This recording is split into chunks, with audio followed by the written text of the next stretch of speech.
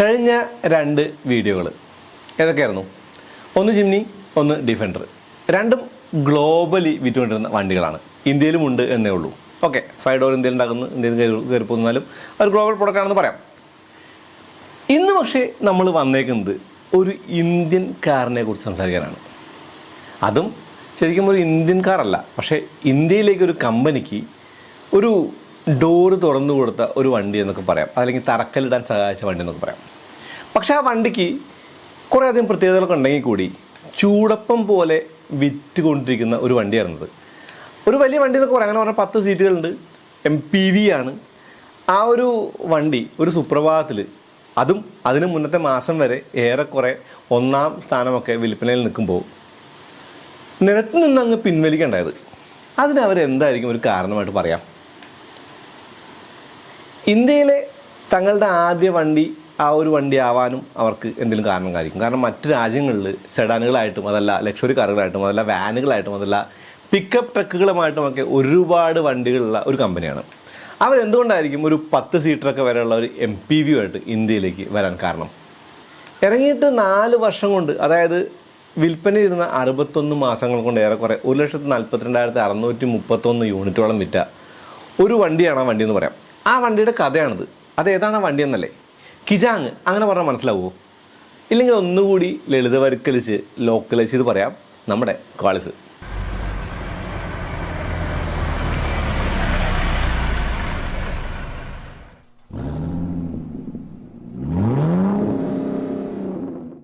വളരെ നല്ല ഇന്നും ഡിസൈറബിൾ ആയിട്ടുള്ള ടൊയോട്ടയുടെ ഇമ്പോർട്ടഡ് കാറുകൾ ഇന്ത്യയിൽ ഉണ്ടായിട്ടുണ്ട്. 80കളിൽ ഉണ്ടായിട്ടുണ്ട്, 90കളിൽ ഉണ്ടായിട്ടുണ്ട്. ടൊയോട്ട ക്രൗണ്, ഹർഷദ് മേത്തയുടെ ആ ഒരു ലെക്സസ് LS 400 അഥവാ ടൊയോട്ടയുടെ സെൽസിയർ, അതുപോലെ സെലിക്ക, ലാൻഡ് ക്രൂസർ, നമ്മൾ രാവണ പ്രഭുവിലൊക്കെ കണ്ടിട്ടുള്ള ആ ഒരു ലാൻഡ് ക്രൂസറുകൾ, ആ വക വണ്ടികൾ, ടൊയോട്ട ആൾട്ടസ, യമഹയുടെ എഞ്ചിനുള്ള ആൾട്ടസ, സുന്ദര പുരുഷൻ എന്ന സിനിമയിൽ നമ്മൾ കണ്ടിട്ടുള്ള സെറ, കാറുകളുടെ ഹീറോ അല്ലെങ്കിൽ എന്തൂസിയാസ്റ്റുകളുടെ ഇഷ്ടപ്പെട്ട വണ്ടി എന്നൊക്കെ കുട്ടികളൊക്കെ പറയുന്ന സുപ്ര, സ്റ്റാർലെറ്റ്, കോഴ്സ, സൈനോസ്, കൊറോള, കാമറി, അങ്ങനെ കുറേ അധികം ടൊയോട്ടകൾ ഇന്ത്യയിലേക്ക് കടൽ കടന്ന് വന്നിട്ടുണ്ട്.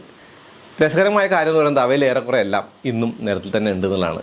നന്നായി കീപ്പ് ചെയ്ത വണ്ടികളാണതൊക്കെ. എന്നാൽ ഇന്ത്യയിലെ ടൊയോട്ട കോളിസ് ആയിരുന്നു, ജപ്പാനിലെ കിജാങ് അഥവാ ഇന്ത്യയിലെ കോളിസ്.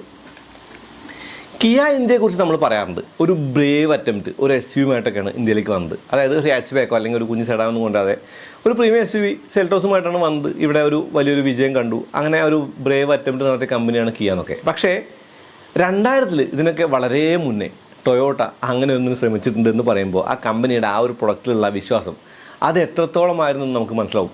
അതെന്നെ ചെറുതായിട്ടൊക്കെ ഞെട്ടിക്കുന്നുണ്ട്. കാരണം ഈ കാലമല്ല, പണ്ടത്തെ 2000-ലാണ് സംഭവിച്ചത്.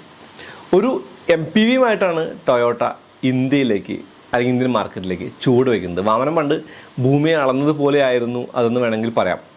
ഒറ്റ ചൂട് കൊണ്ട് ഇന്ത്യയെ കീഴടക്കാൻ ആ MPV-ക്ക് കഴിഞ്ഞു. അതായത് ഇന്ത്യക്കാരുടെ പ്രിയപ്പെട്ട വണ്ടിയായിട്ട് ആ ഒരു MPV മാറുകയായിരുന്നു.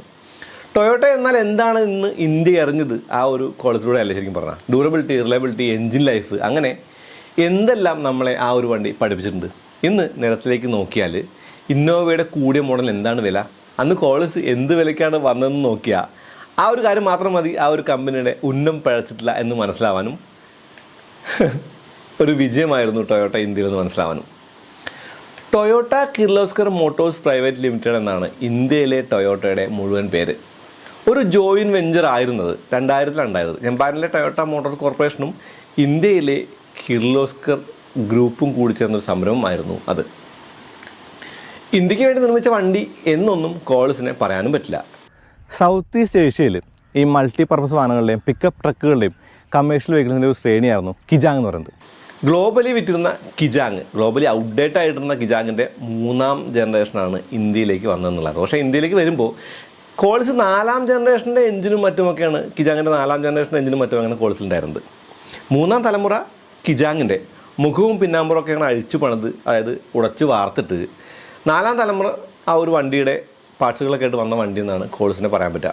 ഇന്ത്യയിലെ കോളിസ് അതാണ്. പക്ഷേ ഇന്ത്യയിൽ കോളിസ് വരുമ്പോൾ ആ ഒരു ഇന്ത്യൻ മാർക്കറ്റിൽ കോളിസ് ഒറ്റയ്ക്കൊന്നും അല്ലായിരുന്നു. ഇവിടെ ഇവിടുത്തെ അന്നത്തെ ആ ഒരു രാജാക്കന്മാരായിട്ടുള്ള ടാറ്റ സുമോ അതുപോലെ മഹീന്ദ്ര ബൊലേറോയൊക്കെ ഇങ്ങനെ തകർത്ത് വാഴുന്നൊരു സമയത്താണ് ആ മാർക്കറ്റിലേക്ക് ടൊയോട്ട തങ്ങളുടെ ആദ്യ ആ ഒരു അസ്ത്രം തൊടുത്ത് വിടുന്നതെന്ന് പറയാം, കോളിസ്. പക്ഷേ ആ 5 ജനറേഷൻ തന്നെയാണ് കൊണ്ടത്. വലിയ കുടുംബങ്ങൾ, സിനിമാ താരങ്ങൾ, അവരുടെയൊക്കെ പ്രിയപ്പെട്ട വണ്ടിയായിട്ട് കോളിസ് മാറി. ടാക്സി മാർക്കറ്റിൻ്റെ കൂടെ പ്രിയ വണ്ടിയായിട്ട് കോളിസ് അങ്ങ് മാറിയപ്പോൾ ടൊയോട്ടയ്ക്ക് പിന്നെ തിരിഞ്ഞു നോക്കേണ്ടിയേ വന്നിട്ടില്ല. അത് കഥ എന്ന് പറയാൻ പറ്റില്ല, കാര്യമാണ്. എന്നാലും അതാണ് അതിൻ്റെ ഒരു കഥ. 2000 ആ ഒരു കോളിസ് വരുമ്പോൾ 5.7 ലക്ഷമായിരുന്നു ആ വണ്ടിയുടെ വില എന്നാണ് എൻ്റെ ഓർമ്മ. ബേസ് മോഡലിൻ്റെ അല്ലെങ്കിൽ ആ ഒരു വിലയാണത്. കൂടിയ മോഡലിന് ഏറെക്കുറെ 8 ലക്ഷം രൂപയ്ക്ക് ഉണ്ടായിരുന്നു. 3 വേരിയൻറ്റുകളാണ് കോളിസ് വന്നത്. FS അഥവാ ഫാമിലി സലൂൺ, GS അഥവാ ഗ്രാൻഡ് സലൂൺ, GST അഥവാ ഗ്രാൻഡ് സലൂൺ ടൂറിങ് എന്നിങ്ങനെയായിരുന്നു ആ ഒരു വകഭേദങ്ങൾ അല്ലെങ്കിൽ വേരിയൻറ്റുകൾ. FS ആയിരുന്നു വില കുറഞ്ഞ ചെറിയ മോഡൽ, ടാക്സി മാർക്കറ്റിലേക്കുള്ള മോഡലായിരുന്നു. വില കുറഞ്ഞ ചെറിയ മോഡൽ എന്ന് പറയുമ്പോൾ വണ്ടി വലുതായിരുന്നു. സുമോയുടെയൊക്കെ എതിരാളിയായിട്ട് വന്നിട്ടുള്ള ആ ഒരു ബേസിക് മോഡലിന് 10 സീറ്റ് ഉണ്ടായിരുന്നു. പക്ഷേ ആ വണ്ടിയുടെ പെയിൻറ്റ് മെറ്റാലിക് പോലും ആയിരുന്നില്ല. AC-യും പവർ സ്റ്റിയറിംഗും ഒക്കെ ഈ ഒരു FS-ന് ഓപ്ഷനായിട്ടുണ്ടായിരുന്നു. ഈ മോഡലിൽ ആ ഒരു 10 സീറ്റ് വേരിയൻ്റ് എന്ന് പറയുമ്പോൾ പിന്നിൽ ജീപ്പുകളിലേതുപോലെ 2 വശങ്ങളിലേക്കുള്ള ബെഞ്ച് സീറ്റുകളൊക്കെ ഉണ്ടായിരുന്നത്. അതിൻ്റെ കൂടെ മുകളിലേക്ക് തുറക്കുന്ന ആ ഒരു ഹാച്ച് ബാക്ക്, ടൈൽ ഗേറ്റ് എന്ന് പറയാൻ പറ്റില്ല പിന്നിലെ വാതിൽ, അതുകൊണ്ട് തന്നെ ടൈറ്റ് സ്പേസിൽ തുറക്കാനുള്ള ബുദ്ധിമുട്ടുകളും കയറാനും ഇറങ്ങുമ്പോൾ തലമുട്ടുമെന്നുള്ള പ്രശ്നങ്ങളും അങ്ങനെയുള്ള കാര്യങ്ങളൊക്കെ ഉണ്ടായിട്ടും ഈ വണ്ടിയെ അതൊന്നും ബാധിച്ചില്ല. ഈ വണ്ടിക്ക് മുന്നിലെ സീറ്റും ബെഞ്ച് തന്നെയായിരുന്നു. അതായത് അങ്ങനെയാണെങ്കിലല്ലേ ശരിക്കും പറഞ്ഞാൽ ആ ഒരു 10 സീറ്റ് ഉണ്ടാക്കാൻ പറ്റും. 3, 3, 6, 6, 4, 10. ഹാൻഡ് ബ്രേക്ക് ലിവറൊക്കെ നിങ്ങൾ കണ്ടിട്ടുണ്ടാവും. കാരണം ആ ഒരു പിടിച്ചു പോകുന്ന ലിവറിൻ്റെ പോലത്തെ ലിവറൊന്നല്ല, വലിച്ചു പൊക്കി തിരിച്ച് മടക്കി വയ്ക്കുന്ന ലിവറാണ്. ആ ഒരു ലിവർ പിന്നെ ഞാൻ ടവേരെ കണ്ടത്. ഇപ്പോൾ അടുത്ത് ഡാറ്റ്സൺ ഗോയിലൊക്കെ കണ്ടിട്ടു. 3 കളറുകൾ മാത്രമേ ആ വണ്ടി ഉണ്ടായുള്ളൂ. വെള്ള, ചുവപ്പ്, നീല എന്നിങ്ങനെയായിരുന്നു ആ കളറുകൾ. ഇപ്പോഴും യൂസ്ഡ് മാർക്കറ്റിൽ കാണാൻ പറ്റും അങ്ങനത്തെ മോഡലൊക്കെ.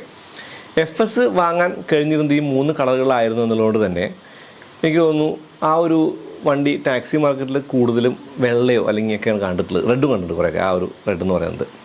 ഇനി FS-ന് തന്നെ ആ ഒരു വേരിയൻറ്റ് 3 സബ് വേരിയൻ്റ് ഉണ്ടായിരുന്നു. B1 മുതൽ B5 വരെയുള്ള വേരിയൻറ്റ്. 3, 3, 4 സീറ്റിംഗ് ഞാൻ പറഞ്ഞില്ലേ. അതിൻ്റെ കൂടെ പവർ സ്റ്റിയറിങ് അങ്ങനെയുള്ള ആ ഒരു പവർ വിൻഡോസ് അങ്ങനെയുള്ള കാര്യങ്ങളൊക്കെ ഓപ്ഷനിലായിരുന്നു. AC power steering, power window ഇല്ല. ഫാമിലികൾക്ക് വേണ്ടിയിട്ടാണ് GS മോഡൽ ടൊയോട്ട നൽകിയത്. ഗ്രാൻഡ് സലൂണിൽ ഗ്രാൻഡായിട്ട് കുറച്ച് കാര്യങ്ങളൊക്കെ അവർ കൊടുത്തിട്ടുണ്ടായിരുന്നു. 8, 10 സീറ്റുകൾ ഈ വണ്ടി കിട്ടും. അതായത് മുന്നിലെ സീറ്റ് എന്ന് പറയുന്നത് ബക്കറ്റ് സീറ്റാണ് ആ ഒരു 8 സീറ്റിന്. പിന്നെ ആ ഒരു 8 സീറ്റിൻ്റെ മോഡൽ എന്ന് പറയുന്നത് 3 സീറ്റുകളും ഫ്രണ്ട് ഫേസിങ് ആയിരുന്നു എന്നുള്ളതാണ്. 10 സീറ്റ് പോലെ അല്ലായിരുന്നു. അതായത് ഫ്രണ്ടിൽ ബെഞ്ചും ബാക്കിൽ 2 സീറ്റുകളും പോലെയല്ല ഈ ഒരു അറേഞ്ച്മെൻറ്റ് ഉണ്ടായിരുന്നത്. 2, 3, 3 അതായിരുന്നു ആ സീറ്റിൻ്റെ ഒരു അറേഞ്ച്മെൻറ്റ്. നമ്മൾ നടുവിലത്തെ സീറ്റ് മറക്കിയിട്ട് തന്നെ അകത്തേക്ക് കയറാൻ പറ്റുള്ളൂ. GS മോഡലിൽ സൈഡ് ക്ലാഡിങ് പോലുള്ള കാഴ്ചയ്ക്ക് ഭംഗി നൽകാനുള്ള ഘടകങ്ങളൊക്കെ ടൊയോട്ട കൊടുത്തിട്ടുണ്ടായിരുന്നു. Aluminium foot rest, aluminium foot board കണ്ടുള്ളൂ. മെറ്റാലിക് കളറുകളുണ്ടായിരുന്നു. മെറ്റാലിക് കളറുകൾ എന്ന് പറയുമ്പോൾ ആ ഒരു ബേസ് മോഡലിൽ മെറ്റാലിക് ഇല്ല, ഈ മോഡലിൽ മെറ്റാലിക് ഉണ്ട്. ഇതിൻ്റെ പ്രത്യേകതകളായിട്ട് പവർ വിൻഡോ അല്ലെങ്കിൽ ഡോർ ലോക്ക്, അതല്ലെങ്കിൽ AC, പവർ സ്റ്റിയറിംഗ് എന്നൊക്കെ ആ ഒരു കാര്യങ്ങളൊക്കെ സ്റ്റാൻഡേർഡായിരുന്നു GS-ൽ. പിന്നെ കുറച്ച് മാസങ്ങളൊക്കെ കഴിഞ്ഞിട്ടാണ് GST വരുന്നത്. ഗ്രാൻഡ് സലൂൺ ടൂറിംഗ് എന്ന ഈ ഒരു മോഡലിൽ പിന്നിലാണ് വൈപ്പറോ അല്ലെങ്കിൽ ആ ഒരു D4 വന്ന ആ ഒരു മോഡലല്ല, ഒരു സ്പോയിലർ പിന്നിലും ഉണ്ടായിരുന്നു. പിന്നെ ശരിക്കും പറഞ്ഞാൽ ആ ഒരു ഗ്രാഫിക്സിൻ്റെ അതിപ്രസരം, ചിത്രപ്പണികളൊക്കെ പിന്നിലും അല്ലെങ്കിൽ വശങ്ങളുണ്ടായിരുന്നു. AC യൂണിറ്റുകൾ കണ്ടിട്ടുണ്ടാവും, അതായത് നടുവിൽ AC യൂണിറ്റ്. പിന്നീട് പല വണ്ടികളിലും ആഫ്റ്റർ മാർക്കറ്റൊക്കെ വെച്ച് നമ്മൾ കണ്ട ആ ഒരു AC യൂണിറ്റ് തന്നെ നടുവിലത്തെ ആ ഒരു B പില്ലറിൻ്റെ മുകളിൽ വരുന്ന ഉള്ളിലത്തെ ആ ഒരു കാര്യം പറഞ്ഞത് ആ ഒരു AC, അതായത് സെൻട്രലൈസ്ഡ് AC എന്നൊക്കെ പറയുന്ന ഒരു AC ആ ഒരു വണ്ടിക്ക് ഉണ്ടായിരുന്നു. അലോയ് വീലുണ്ടായിരുന്നു. അങ്ങനെ കുറേ അധികം കാര്യങ്ങളുമായിട്ടാണ് ഈ ഒരു വണ്ടി വന്നത്. ഈ വണ്ടിക്ക് വിലയും കൂടുതലായിരുന്നു കേട്ടോ. ഏകദേശം 9 ലക്ഷത്തോളമായിരുന്നു ഈ ഒരു മോഡലിൻ്റെ ഷോറൂം പ്രൈസ്. സ്ലൈഡിംഗ് വിൻഡോകൾ താഴേക്കെന്ന നിലയിലേക്ക് മാറിയത് ഈ മോഡലായിരുന്നോ? അല്ല, അതിപ്പോഴല്ല, അത് പിന്നീടാണ്. കോളേജിന് കുറേ അധികം ലിമിറ്റഡ് എഡീഷൻ, സ്പെഷ്യൽ എഡീഷൻ വന്നിട്ടുണ്ട്. ആദ്യ സ്പെഷ്യൽ എഡീഷൻ വരുന്നത് ഏകദേശം 1 വർഷത്തിന് ശേഷമായിരുന്നു. ജനുവരി 2001 ഫസ്റ്റ് ആനിവേഴ്സറി എഡീഷനാണ് ആ ഒരു കോളേജിൻ്റെ ഒരു കാര്യം. കോളേജിൻ്റെ വിജയം ആഘോഷിക്കാൻ വേണ്ടിയിട്ടാണ് അങ്ങനെ ടൊയോട്ട കൊണ്ടുവന്നത്. എനിക്ക് തോന്നുന്നു പേരിട്ട് വിളിക്കാത്ത ഡാർക്ക് എഡീഷൻ എന്നാ വണ്ടിയെ പറയാം. കറുത്ത കളറിൽ ആദ്യ ഡാർക്ക് എഡീഷനായിട്ട് വന്ന കോളിസ് അങ്ങനെ ആരും വിളിച്ചിട്ടില്ല. പക്ഷേ ഞാനിപ്പോൾ പറയുന്നതാണ്, എനിക്ക് തോന്നുന്നു അതായിരുന്നു ആദ്യ ആ ഒരു ഡാർക്ക് എഡീഷൻ. സ്റ്റിക്കറുകളുണ്ടായിരുന്നു, ആ ഒരു വശങ്ങളിൽ ഗ്രാഫിക്സ് ഉണ്ടായിരുന്നു, ടൈപ്പ് സുന്ദരമായിരുന്നു. ഏകദേശം 8 ലക്ഷം രൂപയോളമുള്ള ആ ഒരു മോഡലിന് സ്പെഷ്യൽ എഡിഷൻ ആയതുകൊണ്ട് തന്നെ ആദ്യം വരുന്ന 1000 പേർക്ക് വാങ്ങാം എന്ന നിലയിലാണ് ഫസ്റ്റ് കം ഫസ്റ്റ് സെർവ് വണ്ടി വന്നത്. ഗോൾഡൻ കളറിലുള്ള ബാഡ്ജുകളും സ്പെഷ്യലായിട്ടുള്ള ഇൻസ്ട്രുമെൻറ്റ് ആ ഒരു പാനലും കൂടിയ ഫാബ്രിക് ഇൻറ്റീരിയറും കൺസോൾ ബോക്സും ഒക്കെ ആ ഒരു വണ്ടിക്കുണ്ടായിരുന്നു. നല്ല വീലുണ്ടായിരുന്നു. ആ ഒരു ഫാബ്രിക് അപ്പോൾസ്റ്ററി വേറെ ആയിരുന്നു. On Indian roads more than an year എന്നുള്ളൊരു ബാഡ്ജ് ഫെൻഡർ കൊടുത്തിരുന്നത്. അപ്പോൾ ആ വണ്ടി കണ്ടാൽ നമുക്ക് മനസ്സിലാവും, ഓക്കെ ഇത് 1 ഇയർ സ്പെഷ്യൽ എഡീഷനാണ് എന്നുള്ളത്. ഫെൻഡറിലാണ് കൊടുത്തത്. പിന്നീട് അടുത്ത സ്പെഷ്യൽ എഡിഷൻ അതേ വർഷം തന്നെ ആഗസ്റ്റിലാണ് വരുന്നത്. ഫെസ്റ്റിവൽ എഡിഷൻ ആയിട്ടാണ് ആ ഒരു വണ്ടി വന്നത്, സിൽവർ മെറ്റാലിക് കളർ മാത്രം. ഈ ഒരു വണ്ടിക്ക് 7 ലക്ഷം രൂപയായിരുന്നു അന്നത്തെ എക്സ്ഷോറൂം വില. ബോഡി കളർ ബമ്പർ, വ്യത്യസ്തമായിട്ടുള്ള അപ്പോൾസറി, സെൻട്രൽ കൺസോൾ പോലുള്ള കാര്യങ്ങൾ, ഡോർ പാഡുകളുടെ ആ ഒരു അപ്പോൾസറി കളർ 1, അങ്ങനെയുള്ള കാര്യങ്ങളൊക്കെ വെച്ചാൽ ആ വണ്ടി ഹൈവേ ക്രൂസർ എന്ന നിലയ്ക്കാണ് ടൊയോട്ട പുറത്തിറക്കിയത്, ഹൈവേ യാത്രികരെ മുന്നിൽ കണ്ടിട്ട്. 2000 ആദ്യ കോൾസ് വരുന്നത് ഒരു ഡീസൽ എഞ്ചിനായിട്ടാണ്. ഒരു 2.4 ലിറ്റർ ഡീസൽ എഞ്ചിനായിരുന്നത്. ടൊയോട്ടയുടെ മറ്റ് പിക്കപ്പ് ട്രക്കുകളിലൊക്കെ കണ്ടിട്ടുള്ള ആ ഒരു എഞ്ചിനായിരുന്നത്. 74 bhp പവറും 153 Nm ടോർക്കുമുള്ള ഡീസൽ. എന്ന് പറയുമ്പോൾ നാച്ചുറൽ ആസ്പിറേറ്റഡ് ഡീസലായിരുന്നു, ടർബോ ഇല്ല. G58 എന്ന 5 സ്പീഡ് മാനുവൽ ഗിയർ ബോക്സും ആ ഒരു എഞ്ചിനോട് മേറ്റിയിട്ട് കോൾസ് ഉണ്ടായിരുന്നു. ഡീസൽ എന്നെയാണെന്ന് പറഞ്ഞൊന്നും കാര്യമില്ല, ഒടുക്കത്തെ റിഫൈൻമെൻറ്റുള്ള ഒരു എഞ്ചിനായിരുന്നത്. ടൊയോട്ടയുടെ ഒരു സ്വഭാവമാണത്.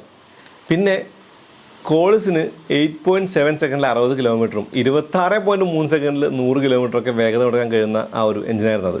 എനിക്ക് തോന്നുന്നു അന്നത്തെ ഫാസ്റ്റസ്റ്റ് MPV കോൾസ് ആയിരുന്നോ? അല്ലല്ല, അത് സുമോ ടർബോ ആയിരുന്നു. 136 കിലോമീറ്റർ ആയിരുന്നു സുമോയുടെ കൂടിയ വേഗത. കോൾസ് അത് 132 ആയിരുന്നു. പക്ഷേ സുമോ പോലെയല്ല, കോൾസ് ഒരു കാറ് പോലെ ഓടിക്കാൻ പറ്റിയ വണ്ടി, ലളിതമായിരുന്ന വണ്ടി എന്ന നിലയ്ക്ക് മറ്റേ ട്രക്ക് പോലുള്ള സുമോയിൽ നിന്ന് ഒരുപാട് വ്യത്യസ്തമായിട്ടൊരു വണ്ടിയായിട്ട് കോൾസ് ഉണ്ട്. അതുകൊണ്ട് ഫാമിലികളിലൊക്കെ പ്രിയപ്പെട്ട വണ്ടി സുമോയേക്കാൾ കൂടുതൽ കോൾസ് ആണെന്ന് തന്നെ പറയാൻ പറ്റും. പിന്നീട് 2002 കോൾസ് പെട്രോൾ എഞ്ചിൻ വന്നു. കോൾസിന് GST സൂപ്പർ പെട്രോൾ എന്ന മോഡലായിരുന്നത്. എക്സ്ഷോറൂം വില 8.9 ലക്ഷം രൂപ. ആ മോഡൽ 8 നില പൊട്ടി. ഇപ്പോൾ യൂസ്ഡ് കാർ മാർക്കറ്റിലൊക്കെ കിട്ടാൻ ബുദ്ധിമുട്ടുള്ള ഒരു മോഡലാണത്. ഡീസൽ മോഡലിൽ നിന്ന് കാര്യമായിട്ടുള്ള മാറ്റങ്ങൾ പറയാനില്ലാത്ത GST സൂപ്പർ ഡ്യുവൽ ടോൺ കളറായിരുന്നു. എന്ന് വെച്ചാൽ ആ ഒരു GST സൂപ്പർ മോഡൽ എന്ന് പറയുന്നത് ഡ്യുവൽ ടോൺ കളറിലും 4 സ്പോക്ക് അലോയ്സിലും അങ്ങനെയുള്ള കാര്യങ്ങളൊക്കെ കൊടുത്തിട്ട് ചെറിയ വ്യത്യാസങ്ങളെ ഉണ്ടായിരുന്നുള്ളൂ. കണ്ടാൽ മനസ്സിലാവും, അറിയാവുന്നവർ കണ്ടാൽ മനസ്സിലാവുന്നതാണ്. പക്ഷേ ഡീസലുകൾക്കിടയിൽ വലിയ ഓളമൊന്നും ഉണ്ടാക്കാൻ ഈ വണ്ടിക്ക് കഴിഞ്ഞിട്ടില്ല. ഒന്നാമത്തെ കാര്യം മൈലേജ് ഇല്ലാത്തത്, രണ്ടാമത്തെ കാര്യം ടോർക്കിൻ്റെ കുറവ്, അങ്ങനെയുള്ള എല്ലാ കാര്യങ്ങളും കൊണ്ട് എനിക്ക് തോന്നുന്നു ഈ ഒരു ടൊയോട്ടയുടെ 1RSE 4 cylinder single overhead cam എഞ്ചിനായിരുന്ന ആ ഒരു പെട്രോൾ മോഡൽ അത്ര വലിയ വിജയമൊന്നും ആയില്ല. 92 bhp കരുത്തുണ്ടായിരുന്ന ഈ ഒരു എഞ്ചിന് 150 Nm ആയിരുന്നു ടോർക്കുണ്ടായിരുന്നത്.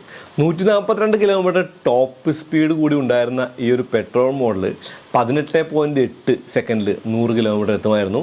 തദ്വാര MPVകളിൽ ഫാസ്റ്റസ്റ്റ് ആയിട്ടുള്ള വണ്ടി കോൾസായി മാറി. സുമോ അങ്ങ് പിന്നാക്കാക്കി. അപ്പോഴും ഡീസൽ MPV എന്ന് പറയാൻ പറ്റില്ലല്ലോ, പെട്രോൾ അല്ലേ. പിന്നിൽ ലീഫ് സ്വിങ്ങും മുന്നിൽ ഇൻഡിപെൻഡൻറ്റ് സസ്പെൻഷനുമുള്ള കോൾസിൻ്റെ ആ ഒരു റൈഡ് ക്വാളിറ്റി മിക്സ്ഡായിരുന്നു. ഇപ്പോൾ സുമോയും പോലെ കമ്പയർ ചെയ്താൽ 2002 കോൾസിന് ഒരു ഫേസ് ലിഫ്റ്റ് വരുന്നത്. എനിക്ക് തോന്നുന്നു ഒരേ ഒരു ഫേസ് ലിഫ്റ്റ് ഉണ്ടായിട്ടുള്ളൂ.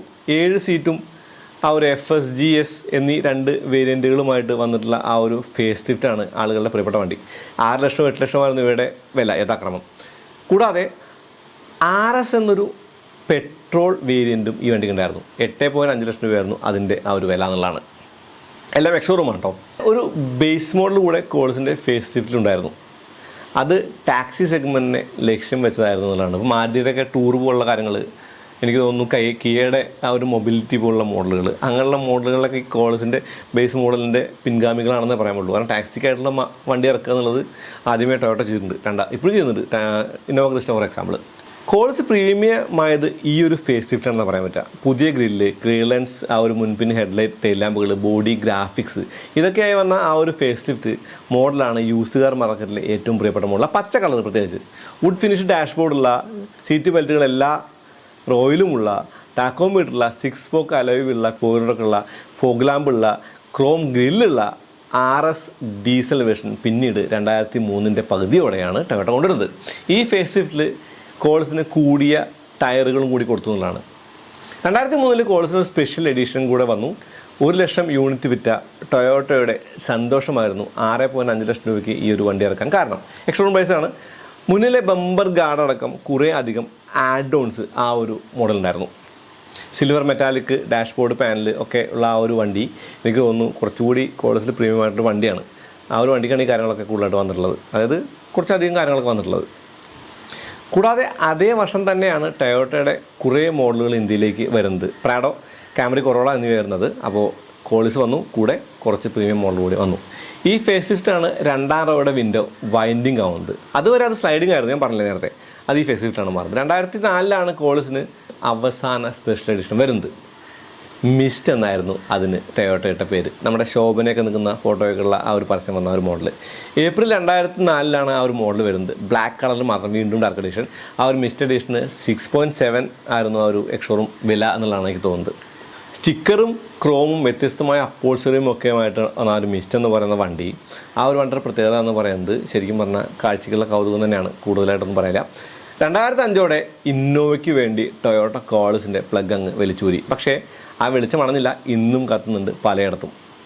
ഗ്ലോബൽ മാർക്കറ്റിൽ ഔട്ട്ഡേറ്റഡ് ആയിട്ടുള്ള ഒരു മോഡൽ അതിൻ്റെ റിലയബിലിറ്റിയും ഡ്യൂറബിലിറ്റിയും പ്രാക്ടിക്കാലിറ്റിയും കൊണ്ട് ഇന്ത്യയിലെ വൻ വിജയമായി മാറിയെന്നാണ്, ഒരു കമ്പനിക്ക് ചുവടുറപ്പിക്കാനുള്ള അടിത്തറ പാകിയ എന്നാണ് കോളിസ് എന്ന വണ്ടിയുടെ ഏറ്റവും വലിയ മേന്മ. ഇതൊക്കെ പറയേണ്ട കാര്യത്തിൽ കൂടെ പറയേണ്ട കാര്യം പിന്നീട് ഇന്നോവ വന്നു. ഇന്നോവയും കിജാങ്ങിൻ്റെ ആ ഒരു എന്താ പറയുക പുതിയ തലമുറ തന്നെയാണ്. പക്ഷേ കോളിസിന് ഇന്നോവയേക്കാൾ വ്യത്യസ്തമായിട്ടുണ്ടായിരുന്നത് വിലക്കുറവായിരുന്നു എന്നുള്ളതാണ്. പിന്നീട് വില കൂടിയല്ലോ. ഇന്നോവയുടെ കാര്യം പറയുമ്പോൾ ഇന്നോവ ശരിക്കും വാങ്ങിയ വിലയേക്കാൾ കൂടുതൽ 2-3 വർഷം കഴിഞ്ഞ് വിറ്റ ആളുകളൊക്കെ നമ്മൾ കണ്ടിട്ട്. അപ്പോൾ ടൊയോട്ടയ്ക്ക് ഇന്ത്യയിൽ ചുവടുറപ്പിക്കാൻ വഴി തുറന്നു കൊടുത്ത ഒരു വണ്ടിയെന്ന് മാത്രമല്ല കോളിസിൻ്റെ ഒരു പ്രത്യേകത, ഇന്നും നിരത്തിൽ കാണുന്ന ഒരു ഡിസൈറബിൾ ആയിട്ടുള്ള ഒരു ടൊയോട്ട എന്ന് കൂടിയുണ്ട്. എനിക്ക് തോന്നുന്നു ഡീസൽ വണ്ടിയുടെ ഒരു പ്രധാന പ്രശ്നം ഹൈവേയിൽ അത്ര സുഖകരമായിട്ട് ഓടിക്കാൻ പറ്റിയ വണ്ടിയാണോ എന്ന് സംശയമുണ്ട്. കാരണം 3200-3200 കിലോമീറ്റർ എത്തുമ്പോൾ RPM കയറുന്ന വണ്ടി എന്ന് പറയുന്നത് ഭയങ്കര ലൗഡാണ്, നോയ്സിയാണ്, ലീഫ് സ്പ്രിംഗ് ആണ് ബാക്കിൽ എന്നുള്ള കാര്യമുണ്ട്. പിന്നെ ABS എയർ ബാഗിൻ്റെ ആ ഒരു കാര്യങ്ങൾ അന്നത്തെ കാലത്തെ ആ ഒരു കാര്യങ്ങളില്ല എന്നുള്ള കാര്യങ്ങളുണ്ട്. അങ്ങനെ പലവിധമായ പ്രശ്നങ്ങളും ആ വണ്ടിക്ക് നമുക്ക് ഇപ്പോൾ വേണമെങ്കിൽ പറയാം. പക്ഷേ അന്ന് അത് ഇറങ്ങുമ്പോൾ ആ ഒരു സുമോ അല്ലെങ്കിൽ ബൊലേറോ എന്ന വണ്ടികൾക്കിടയിൽ ഒരു വ്യത്യസ്തമായിട്ടുള്ള വണ്ടി തന്നെയായിരുന്നു കോളിസ് എന്നുള്ളതാണ്. രൂപമാണെങ്കിലും അങ്ങനെ രൂപം നമ്മൾ കണ്ടിട്ടില്ല. മാത്രമല്ല ഇരിക്കുമ്പോഴുള്ള ആ ഒരു സൗകര്യം, ഓടിക്കാനുള്ള സുഖമൊക്കെ തന്നെയാണെങ്കിലും എല്ലാം കോളിസിനെ മുന്നിട്ട് നിർത്തുന്ന കാര്യമാണ്. അപ്പോൾ നമ്മുടെ മന്ത്രി ഗണേഷ് കുമാറൊക്കെ എനിക്ക് തോന്നുന്നു കോളിസ് അന്ന് വാങ്ങിയിട്ട് ഇന്നേവരെ യൂസ് ചെയ്യുന്ന ആളാണ്. അത് പുള്ളി വിറ്റിട്ടില്ല എന്നുണ്ട്. അങ്ങനെ കുറേ ആൾക്കാർ ആദ്യ വണ്ടി ഓൺ ചെയ്യുന്ന ആളുകളുണ്ട് എന്നുള്ളതും ടൊയോട്ടയാണ്. അപ്പോൾ നമ്മുടെ ആ ഒരു ടോപ്പ് ഗിയറിലാണ് തോന്നുന്നു കില്ലിങ് ഹൈലക്സ് എന്നുള്ള ഒരു വീഡിയോ കണ്ടിട്ടുള്ളത്. അതുപോലെ എനിക്ക് തോന്നുന്നു അൺഡിസ്ട്രക്റ്റബിൾ ആയിട്ടുള്ള വണ്ടികളിലൊന്നായിട്ട് തന്നെ നമുക്ക് കോളിസിനെ കാണാം. ഇപ്പം ഞാൻ പലയിടത്തും അബാൻഡൻ ചെയ്തിട്ട കോളിസുകൾ കണ്ടിട്ടുണ്ട്. അതെന്തുകൊണ്ടാണ് ഞാൻ വണ്ടറടിച്ചിട്ടുണ്ട്. നിങ്ങൾക്ക് അറിയാമെങ്കിൽ കമൻറ്റ് ചെയ്യും എന്തുകൊണ്ടാണ് ആളുകൾ കോളിസ് ഉപേക്ഷിക്കണം എന്നുള്ളത്. അങ്ങനെ ഉപേക്ഷിക്കാൻ തക്കവണ്ണം കാരണങ്ങളില്ലാത്ത വണ്ടികളിലൊന്നാണ് കോളിസ് എന്നാണ് എനിക്ക് പലപ്പോഴും തോന്നിയിട്ടുള്ളത്. എന്തായാലും കോളിസിന് ഇന്ത്യൻ നിരത്തിൽ ഒരു പ്രധാന സ്ഥാനമുള്ള കാരണം എന്ന് പറയുന്നത് ടൊയോട്ട എന്ന കമ്പനിക്ക് വഴി തുറന്നു കൊടുത്ത ഒരു വണ്ടിയാണ് എന്ന് തന്നെയാണ്. അപ്പോൾ അടുത്ത വീണ്ടും വരാം. അതുവരേക്കും നന്ദി, നമസ്കാരം.